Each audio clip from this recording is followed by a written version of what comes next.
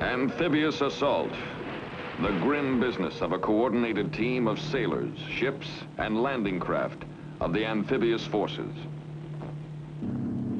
of men and equipment of the Fleet Marines. This team is always prepared to land the landing force.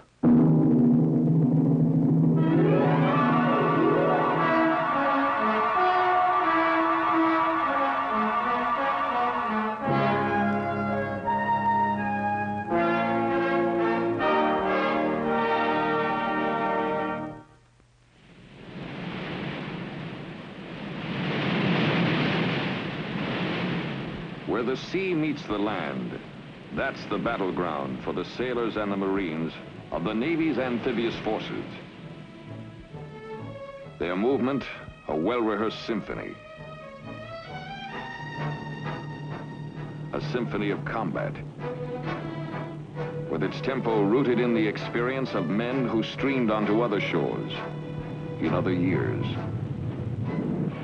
Men who made the amphibious operation a cliché of this restless time in which we live.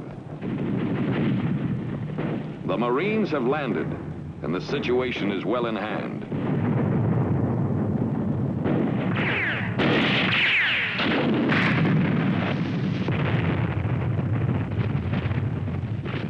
And this was repeated time and again, from Guadalcanal on across the Pacific.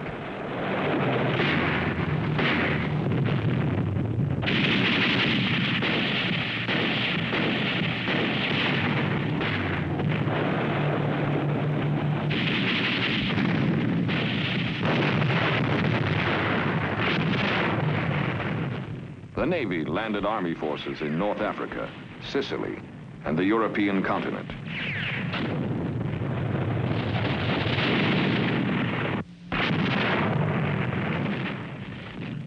Amphibious forces landed on Iwo Jima under the shadow of Mount Suribachi.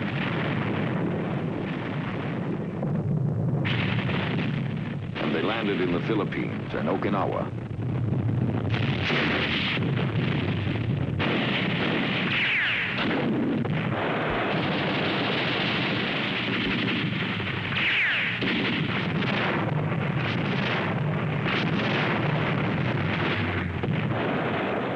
These were the last of the D-Days, the final H hours.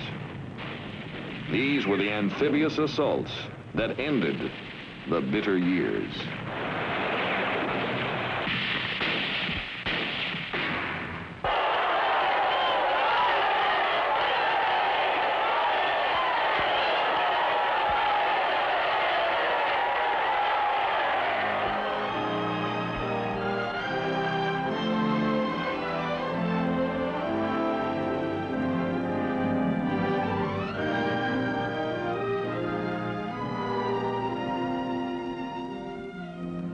But the end had not yet come.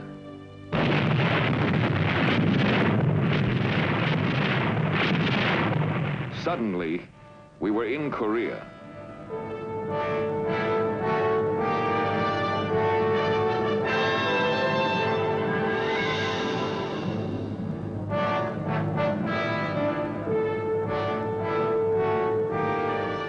Amphibs responded when outside interference threatened Lebanon and the entire Middle East.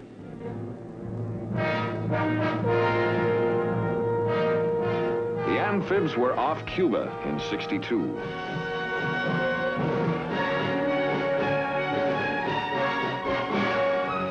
And in 1965, they landed Marines in the Dominican Republic.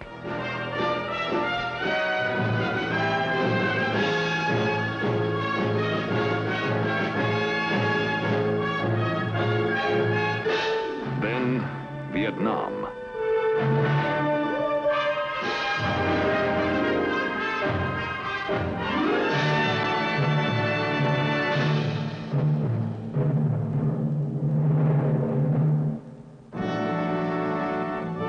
decision to land the landing force, never ordinary, never routine, must come from the busiest yet loneliest house in all America.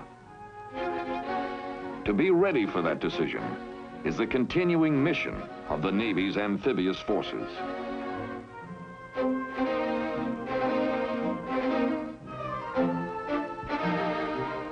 The planning alone is a commentary upon the multitude of details that must be considered. The merits and the weaknesses of the enemy's defenses, not just upon the beaches, but inland, 1 mile or 100 miles or 1,000 miles. The force he might bring to bear from land and sea and air against our men and ships. The state of the sea and the weather, the direction of the wind, the tides, the reefs, shoals, rocks, and depths of water, the waves and the width of the beaches. And above all, the men, the Marines who will land, and the sailors who will get them there and support them throughout the landing. To the planners, each man in the operation is important. The yeoman and the bosun mate, the storekeeper and the signalman, the gunner's mate and the hospital corpsman, the personnelman and the cook, all the men who scrape and paint, who keep a boiler steaming and the engines turning, who steer the ships and keep them on course. Yes, all the men who do all the jobs an amphibious operation demands.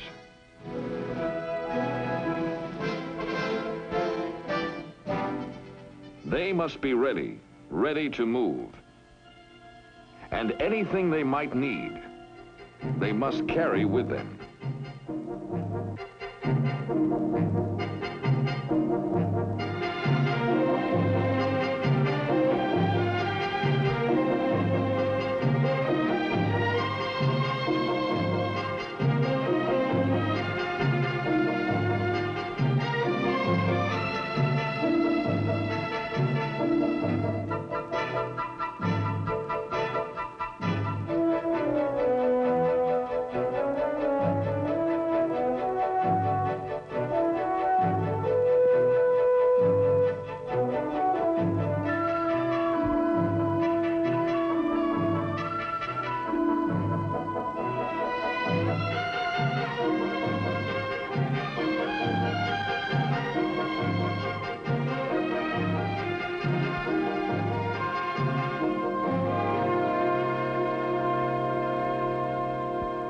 Yes, anything they might need, they must carry with them.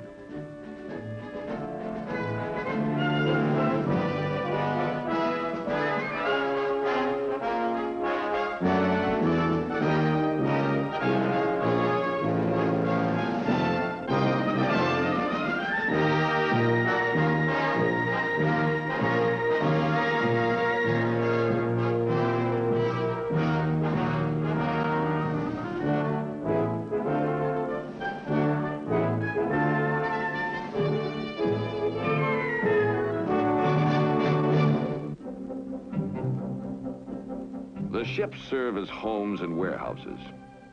No beauties these, but functional. Each one tailor-made for a specific role in an amphibious assault. The attack transport for troops. The attack cargo ship for supplies. The amphibious command ship for command control. The dock landing ship for armored vehicles. The light transport for special missions. The amphibious assault ship for troops and helicopters. The amphibious transport dock for landing craft and helicopter assault. The tank landing ship for landing heavy equipment on the beach. Odd shapes upon the waters. But in spite of their evolving over the years, these ships wouldn't seem strange to those men who fought aboard their predecessors of World War II. Nor would life aboard them seem so different.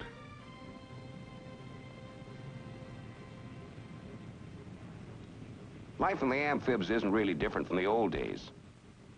Everything is still the same routine. For example, we still have long separations from our families. And we still need a special kind of wife who can manage and carry the burdens while we're away.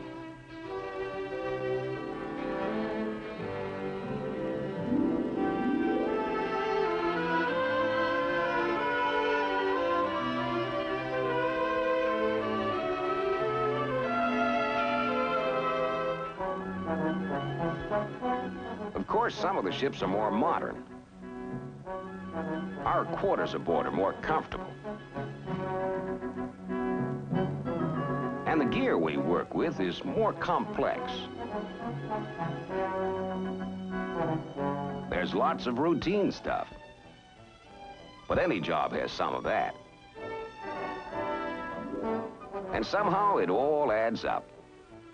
It all means something.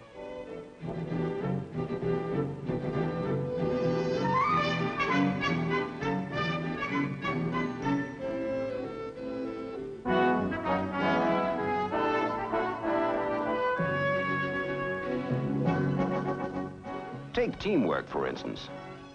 We don't just practice it. We live it all the time. Around here, teamwork is a kind of confidence that the other guy knows his job as well as you know yours. And for good reason. We're trained to know our job. There are classes all the time. There's a special school for every subject you can think of. This, of course, precludes them from interfering with the ship-to-shore movement of the landing craft moving from the transport group to Red Beach. On the other hand, in Fire Support Area 3, the Naval Gunfire Support ships... Lectures, studying, learning. Every sailor today is a kind of a student. And like students everywhere, when classes are over, they take time to relax.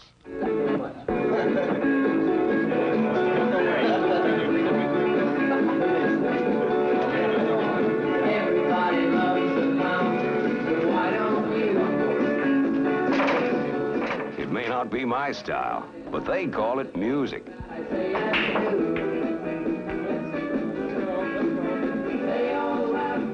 They're deeper than they look, even if they play it cool. Don't forget that Hitler and Tojo thought the drugstore cowboys would be pushovers.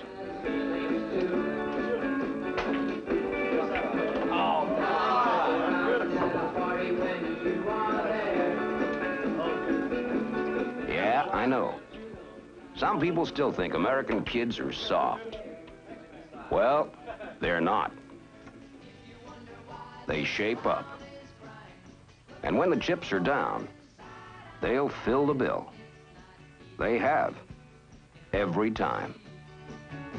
When you're a clown like me.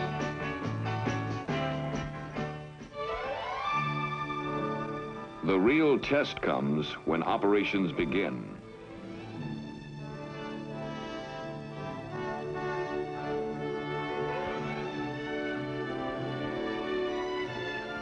The Marines move aboard, and the team is complete.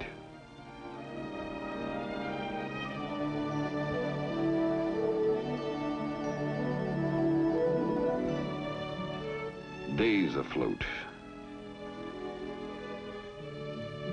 and nights afloat.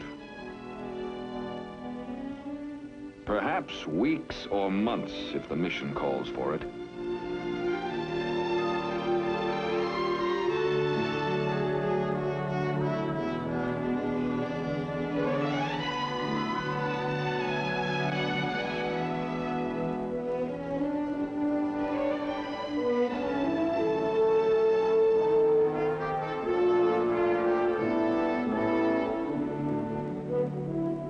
men live upon the sea. To work, to rest, to work again, to be weary or lonely. All these feelings come to each man sooner or later. But the job is not designed to serve individual purposes. This is a team, and the team goes where the nation directs.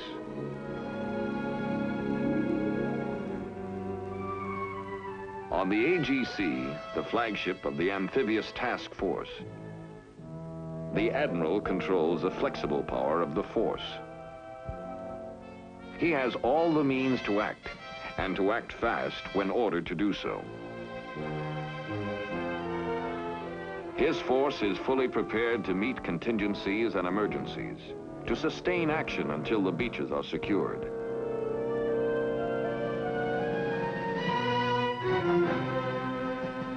Conferences are held to resolve the problems of communications, of liaison with other forces, of boats and supplies, of supporting arms. When an operation is underway, the Admiral and the Marine General are kept fully informed by their staff in flag plot.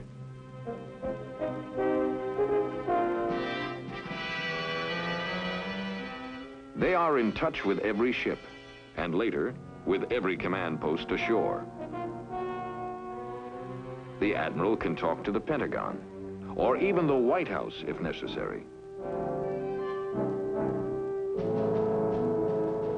The flagship has other communications channels too, to control the planes, to control the landing craft, and to direct the naval gunfire support. Navy reconnaissance aircraft have photographed the landing areas long before the task force sails for its objective. In the final hours prior to the landing, submarines probe the shoreline for low-level views.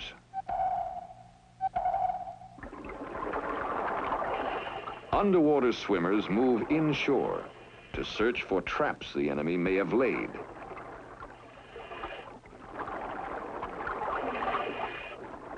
All this is done with care, so the enemy will never know that we were there, that we are interested in this particular stretch of quiet beach.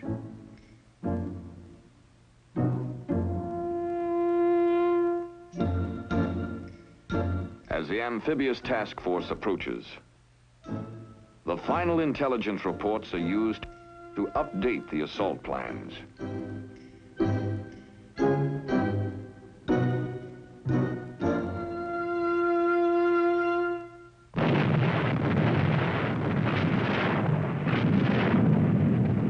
Naval gunfire support blasts enemy positions on the beach in preparation for the landing.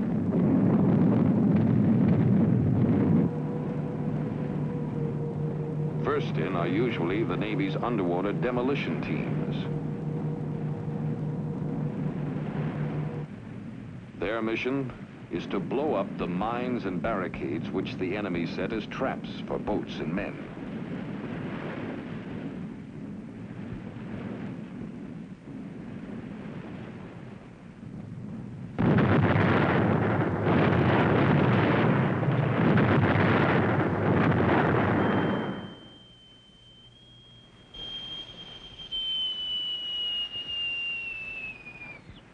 Land the landing force. Now land the landing force. Now land the landing force.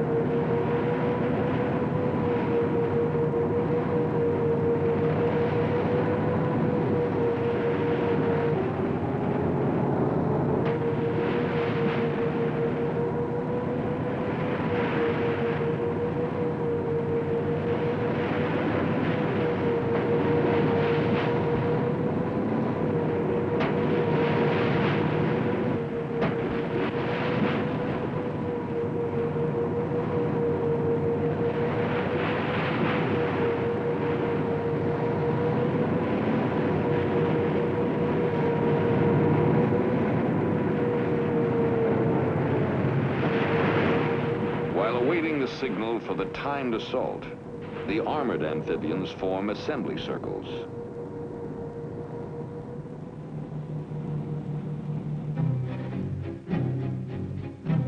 Out on the transports, the Marines are preparing to go in and dig the enemy out by hand, as they have always done.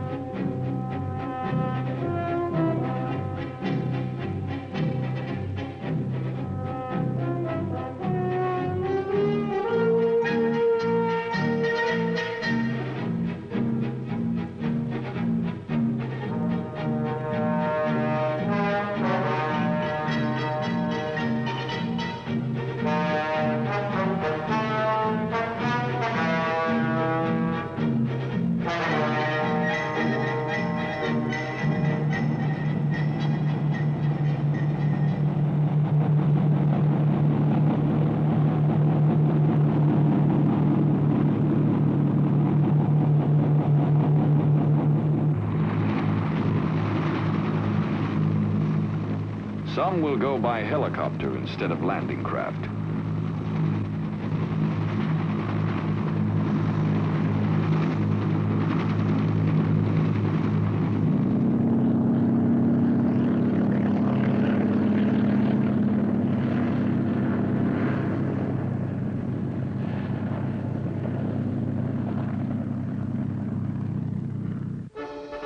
The ship-to-shore movement.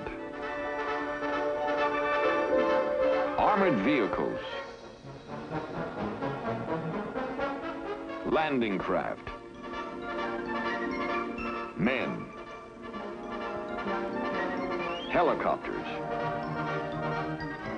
all moving toward the beach with artillery, supplies, and equipment. A movement precisely planned, completely controlled, timed to the minute. The first wave to hit the beach is made up of armored amphibians carrying combat-ready troops.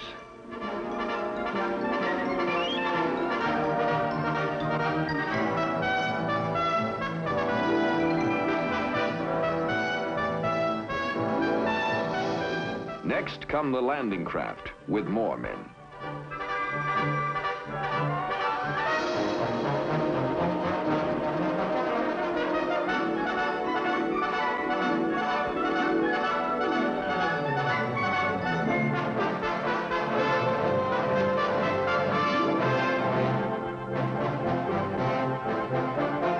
To provide mobile firepower, tanks come ashore.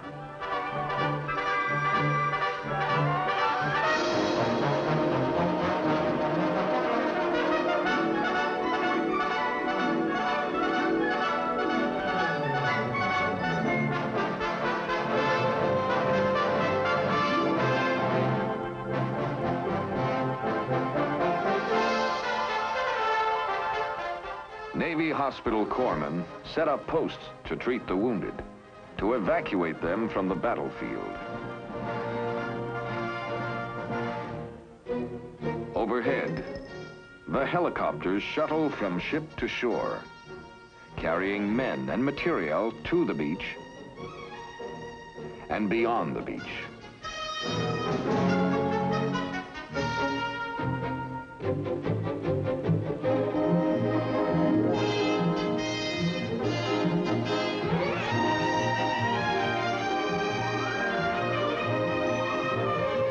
As soon as the beach is fully secured, the vital supply link from ship to shore is established.